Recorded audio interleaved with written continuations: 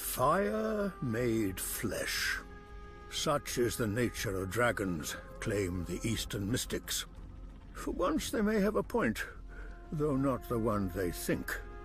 Fire consumes, leaving at its end naught but ash. Thus the fate of the Targaryens and their dragons.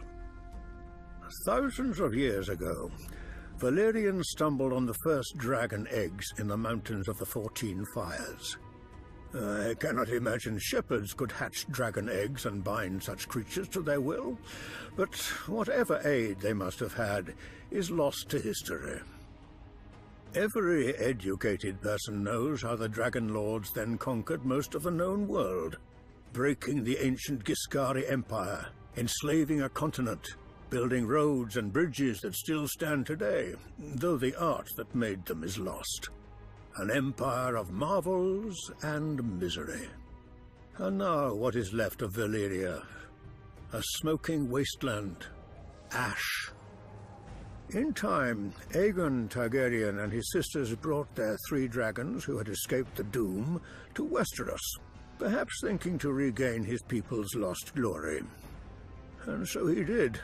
On the field of fire, he proved that armies were no match for dragons.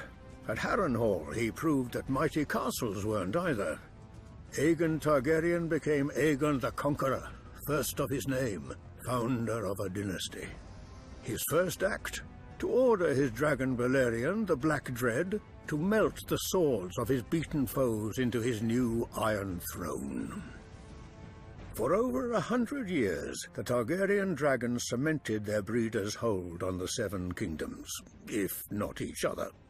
When Targaryen fought Targaryen in the civil war called the Dance of the Dragons, an angry mob stormed the Dragon Pit, that huge, now ruined vault where the Targaryens stabled their beasts.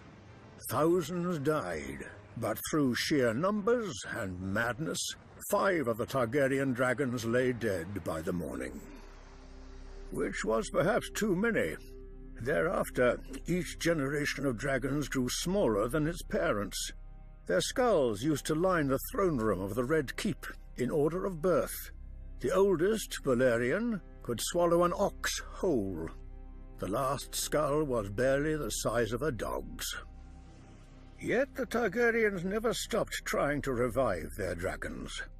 Aerion Brightflame drank a draught of wildfire and burned to death.